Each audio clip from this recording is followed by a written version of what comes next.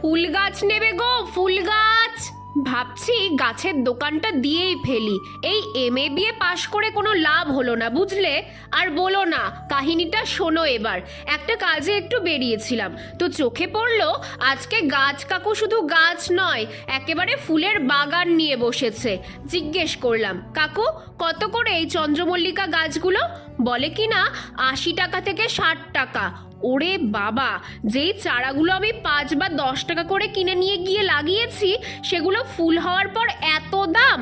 এখন মনে হচ্ছে চাকরি বাকরির যা অবস্থা, তাতে ফুল গাছ বিক্রি করাই কিন্তু বেশি লাভজনক।